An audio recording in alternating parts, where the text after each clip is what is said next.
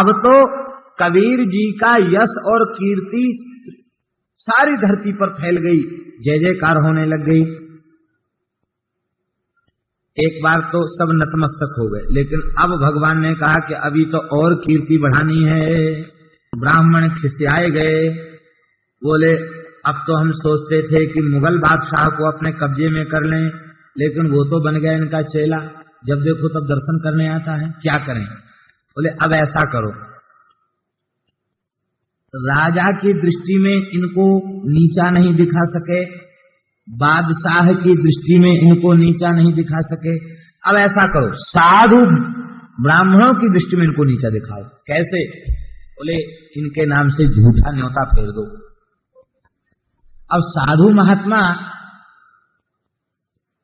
जब गारी गर्भ, साधु महात्माओं का जब असत्कार होगा, उनको प्रसाद नहीं मिलेगा, ये सब शाप देके जाएंगे, इसकी रही सही सिद्धि भी मिट्टी में मिल जाएगी।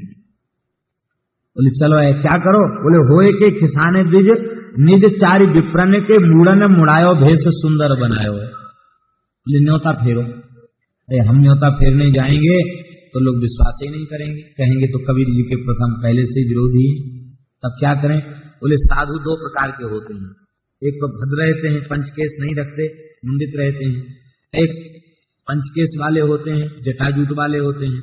तो जटाजूट वाला साधु बनने में तो 10-12 वर्ष लगेंगे कम से कम, आज ही तो जटा बनने जाएंगे, 10-12 वर्ष लगेंगे, इतना है नहीं।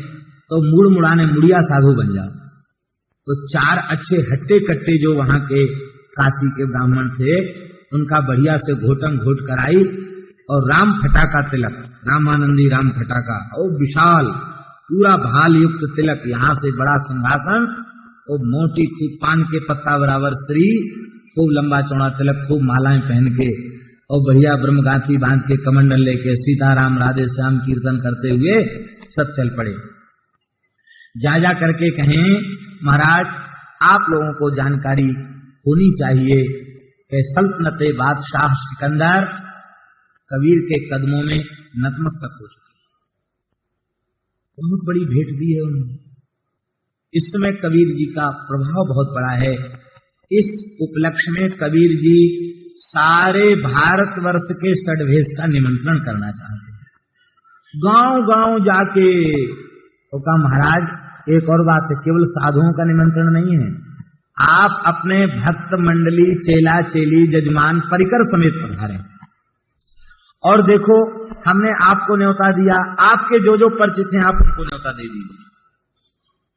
और कबीर जी सिद्ध महात्मा है, प्रसाद से वंचित मत होना। कबीर जी ने बार बार हाथ जोड़ के प्रणाम कहा है। चारों दिशाओं में ये ब्राह्मण गए और हजारों हजारों लोगों को निमंत्रित करके चले। निश्चित तिथि भी बता दी। क्या?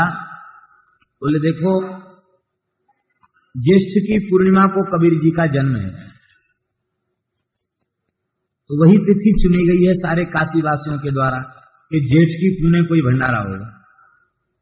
अब तो देखो गर्मी का समय है, पंगत जल्दी हो जाएगी, देर से पहुंचने वाले को प्रसाद नहीं मिलेगा, इसलिए समय से पहुंचना, ठीक समय से 12 बजे तक तो सब पंगत हो जाएगी। अब तो सुबेरे से ही हजारों संतों की टोलियां आना शुरू हो गईं। कबीर जी ने उठ करके प्रणाम किया। कबीर जी का हृदय तो प्रफुल्लित हो गया, बोले इतने संतों ने अकस्मात कृपा कैसे करी, सवेरे से जमात की जमात संतों की आ रही। कबीर जी ने सबको साष्टांग दंडवत किया। बोले महाराज आप लोगों का बड़ा मंगलमय दर्शन हुआ, आप कैसे पधारे। अब किसी को न्योता दो और न्योते में आवे, फिर उससे पूछो कि आप कैसे पधारे, उसको कैसा लगेगा आप ही सोच लीजिए। महात्मा बोले कि बाबा आप मजाक कब से करने लग गए। कैसा मजाक? आप पूछ नहीं रहे हैं कि आप लोग कैसे पधारे? अरे आपके 4 चेला गए थे और आपकी तरफ से विशेष आग्रह पूर्वक निवेदन करके आए हैं। हम बुलाए आए, बिना बुलाए हम नहीं आए हैं। भोग लगने में कितनी देर है, जल्दी बताओ। और कबीर जी को पता लग गया कि हे भगवान, ये तो सब भंडारे वाले साधु हैं। बोलो वृंदावन बिहार। झरा भंडारे के संत हैं, तो सब झरा न्योता बेला गया। महाराज आप कहां से? बोले हम प्रयाग से। आप कहां से? चित्रकूट से। बोलो राम राम। प्रयाग चित्रकूट अयोध्या तक से जमातें आई हैं, धन्य है। कबीर जी तो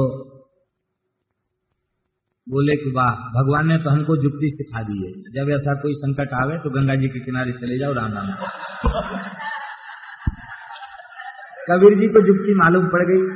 कबीर जी बोले तो महाराज हाँ, महात्मा बोले कि कबीर जी क्या बात है, कुछ कढ़ाई उड़ाई खटकने की आवाज नहीं आ रही है, कुछ मालपुआ पूड़ी पकवान की सुगंध नहीं आ रही है।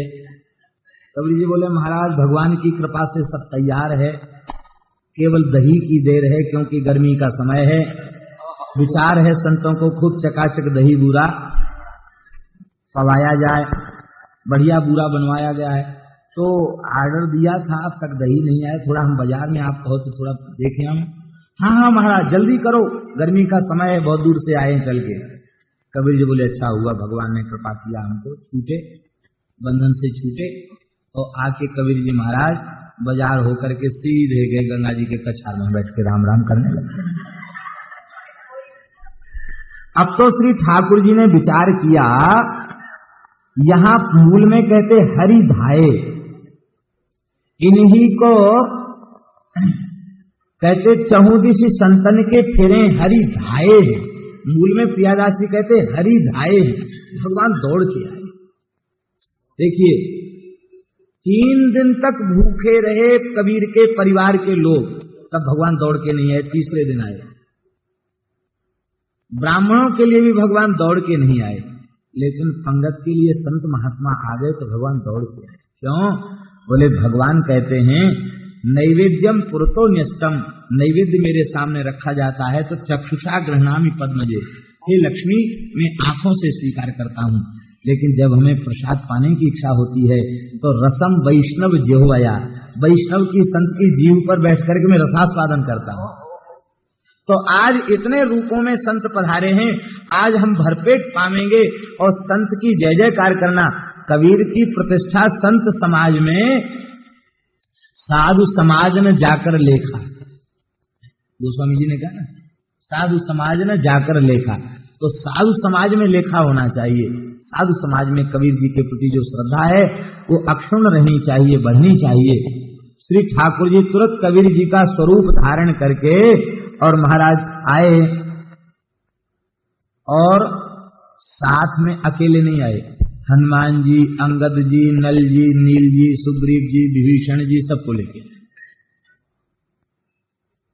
और महाराज हनुमान जी की सेना के सब बंदरों को कहा कि सब दिव्य रूप धारण करके वैष्णव बन के आ जाओ। क्यों? बोले अब कोई 1-2 की पंगत तो है नहीं, बहुत बड़ी पंगत है, बहुत बड़ी पंगत है। इतनी बड़ी पंगत को फेरने के लिए 1-2 लोगों से काम बनेगा नहीं, तो सब के सब आ जाओ, खूब पंगत फेरो। ठाकुर जी तो सत्य संकल्प हैं, उनके संकल्प करते ही भक्ष्य भोज्य लेह्य चोष्य विविध प्रकार के व्यंजन वहां प्रकट हो गए हैं। और अब तो महाराज परोसने लग गए हैं भगवान के पार्षद हनुमान जी, अंगद जी, नील जी, नल जी, द्विविद जी, महेंद्र जी, सब बड़े बड़े पुरुषार्थी महावीर, ये सब परोसने लग गए हैं। अब तो चारों ओर सिया हरि नारायण गोविंदे, रामा कृष्णा गोविंदे। चलो हम लोग भी कीर्तन कर लें, जिसमें पता तो चले पंगत हो रही कबीर जी की। सिया हरि नारायण गोविंदे, भज रामा कृष्णा गोविंदे। सिया नारायण, ये हमारे यहाँ संतों की पंगत, भज रामा कृष्णा गोविंदे। बोलो संतो हरि हरि, मुख पर मुरली अधर धरी। बोलो संतो हरि हरि, मुख पे मुरली अधर धरी। सिया हरि नारायण गोविंद, भज रामा कृष्णा गोविंद। सिया हरि नारायण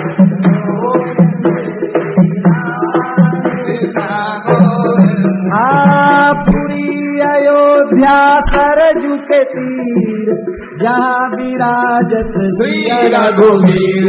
पुरी अयोध्या सरजू तीर, जहाँ विराजत श्री रघुवीर। भोजन करत भुलावत राजा, नहीं आवत तज बाल समाज। भोजन करत बुलावत राजा नहीं आवत दीवार समान। हाँ गोविंद गोविंद गाओगे प्रेम पदार्थ पाओगे। गोविंद गोविंद गाओगे तो प्रेम पदार्थ पाओ। सिया हरि नारायण गोविंद राम कृष्ण गोविंद सिया हरि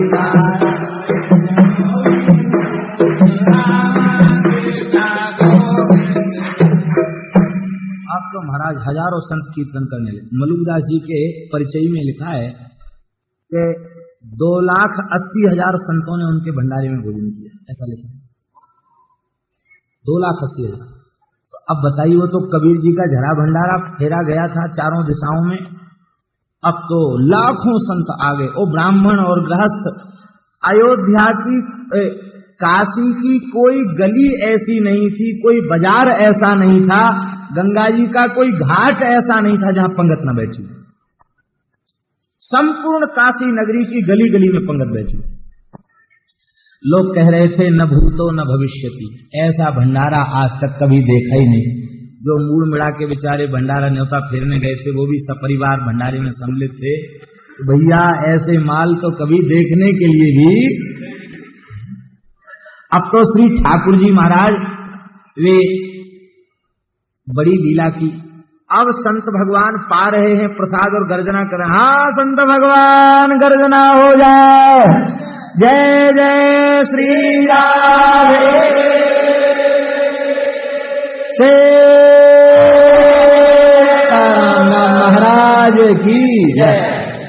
कबीर जी के कान में आवाज आई, लाखों करोड़ों लोग एक साथ जय जयकार कर रहे हैं। ये क्या हुआ? अरे कबीर जी समझ गए कि ठाकुर जी ने लीला कर दी, हमारा वेश धारण करके ठाकुर जी आए हैं। तो कबीर जी को आज लोभ का संवरण कबीर जी नहीं कर सके। मन में सोचे चलो ठाकुर जी कैसे हमारे स्वरूप में कैसे फबते हैं जसते हैं। एक झांकी तो पहले ले चुके हैं, लेकिन आज उनके हाथ से परोसकर जीवना भी चाहिए।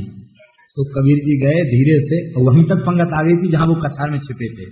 तुरंत बाहर निकले और पंगत में कबीर जी बैठ गए। और कैसे बैठे? जो साफी थी उस साफी को ऐसे करके बस ऐसे ढक लिया, ढक करके बैठे, नीचा सिर करके साफी को ढक के बैठ गए, जिसमें मुंह नहीं देखे, हम सबको देखे, हमको कोई न देखे। ठाकुर जी कबीर जी का रूप धारण करके बोले, देखो ये नया साधु आया, इसको पत्तल दो भाई, पत्तल दो। क्या कर रहा है व्यवस्थापक? जल्दी दौड़ो पत्तल लाओ। हनुमान जी को बोला, लाओ लाओ पत्तल लाओ, पत्तल देखो साधु आया। पत्तल परोस दी। कुल्हड़ लाओ, सकोरा लाओ, पुआ लाओ, पूड़ी लाओ, गुलाब जामुन लाओ, अमुक की बर्फी लाओ, मोहन थार लाओ, कचौड़ी लाओ, दुनिया भर के व्यंजन गिना दिए। जब परोसने लग गए तो कबीर जी धीरे धीरे से ऐसे नजर उठा के देख लेते ठाकुर जी की छवि, देख के फिर नीचे हो जाते। लेकिन मन में डर रहे थे कि कहीं कबीर जी कबीर के सामने आके खड़े ना हो जाएं। डर रहे थे ये कहीं हमारे सामने आके खड़े नहीं। लेकिन ठाकुर जी तो अब तक तो दूर से निर्देश दे रहे थे, अब सामने आ गए और बोले, बाबा लजाते क्यों हो, भरपेट खा लो, खिलाने वाला सामने खड़ा है तो खाने में लज्जा क्यों कर रहे हैं? कबीर जी के नेत्र से अश्रुधार बह रही है और कबीर जी पा रहे हैं। ठाकुर जी अपने हाथ से परोस रहे हैं। परोसते परोसते एक चुटकी ले ली ठाकुर जी ने, कहा घर के मालिक होके पहली पंगत में बैठते हो? अरे नेक शर्म तो करो, है? घर के मालिक होकर पहली पंगत में बैठ गए। पीछे से बैठना चाहिए। घर के मालिक को आप गदगद हो गए प्रभु का दर्शन पा करके, कृतकृत्य हो गए। ठाकुर जी ने देखा ये ज्यादा लजा गए हैं, खाना भी इनका बंद हो गया। ठाकुर जी धीरे से वहां से चले गए और इस प्रकार से बड़ा भारी महाराज, यही है भगवान की लीला। भक्त के साथ कैसे कैसे चलते हैं वो देखिए। दुर्वासा जी को 4 महीने खूब खीर मालपुआ खिलाया दुर्योधन ने, बोले महाराज तेरी सेवा से दुर्योधन में प्रसन्न है, कुछ वर मांगो। बोले हमारे भाई पांडव हैं, जंगल में रहते हैं, बेचारे बड़ी विपत्ति भोग रहे हैं, उनसे भी कुछ सेवा का अवसर उनको भी दिया जाए। और वो गए जब वहां तो क्या हुआ, बटलोई तो मांझ के रख दी थी। द्रौपदी ने भगवान को पुकारा और भगवान आ गए और एक साथ पत्र भगवान ने पाया और कहा अनेन विश्वात्मा तृप्तंताम, और एक साथ के पत्र से सारे विश्वात्मा तृप्त हो गए। अब ठाकुर जी बोले अर्जुन भीमसेन जाओ श्री दुर्वासा जी को न्योता दिया। महाराज खाने को है नहीं, न्योता दिया। बोले जाओ तो सही, वो स्वीकार ही नहीं करेंगे। महाराज जैसे अर्जुन भीमसेन गए, भगवान ने खूब सिखा पढ़ा के भेजे थे, और अर्जुन भीमसेन को देख करके श्री दुर्वासा जी के 10,000 चेला तो 10 दिशाओं में भाग गए, अकेले गुरुजी खड़े रह गए। दंडोत किया, भगवान ने खूब सिखा पढ़ा के भेजा था। महाराज रसोई तैयार है 10,000 शिष्यों के समेत, और बन के ऋषि मुनि महात्मा भी निमंत्रित किए गए हैं, आप पधारें। महाराज चेला तो सब भाग गए, हमको भी खाने की इच्छा नहीं है, नार तक भराई अन्न से क्या करें, खाने की इच्छा नहीं, एक तोला भी तक नहीं जा सकता, अब बिल्कुल इच्छा नहीं है। कहते हैं कोई मथुरा के चौबे जी ज्यादा गुलाब जामुन खा गए तो लोगों ने वैद्य को बुलाया। वैद्य ने कहा चिंता मत करो, आपको प्राणांत होने से हम बचा लेंगे, ये चूरन खाओ ठीक हो जाओगे। तो उसने डांट करके कहा कि अरे अभागे, एक चुटकी चूरन खाने की जगह होती तो एक गुलाब जामुन और क्यों ना खा लेते। एक चुटकी चूरन की भी जगह अब पेट में नहीं बची है। वही स्थिति हो गई महाराज दुर्वासा जी की। बोले अब तो पेट में अफरा चढ़ गया है। महाराज इतनी रसोई का क्या होगा। बोले हम भोजन करते तो आशीर्वाद देते ना। बोले आशीर्वाद देते तो अब क्या आशीर्वाद चाहिए मांग लो। अर्जुन भीमसेन बोले कि तुम्हारे चेला बैठे हैं वहां प्रतीक्षा में, खाना नहीं तो दर्शन तो दे आओ। कौन है हमारा चेला। जो द्वारकाधीश श्री कृष्ण। दुर्वासा जी रोने लगे, बोले सब गुरुओं का गुरु घंटाल तो वहां बैठा है, हमको कहता है गुरु, खतखता चेला, उनको हमारी भोग देना, यहीं से जाके आशीर्वाद दे देना और हमको छुट्टी करो, क्या चाहिए। हाँ भगवान ने सिखा के भेजा था, कह देना जो हमसे अकारण द्वेष करते हैं उनका विनाश हो जाए। दुर्वासा जी आशीर्वाद देते चले। महाराज ऐसी ही विचित्र स्थिति हुई। बोलो वृंदावन बिहारी लाल की जय। तो आज देख करके श्री कबीर जी को अत्यंत आनंद हुआ और प्रसन्न हो गए श्री कबीर जी महाराज श्री ठाकुर जी की झांकी का दर्शन करके। अब श्री कबीर जी का विरोधी काशी में कोई नहीं रह गया। कबीर जी का विरोधी काशी में अब कोई नहीं रह गया, सब कबीर जी के अनुकूल हो गए। श्री कबीर जी की दिग् दिगंत में जय जयकार हो गई।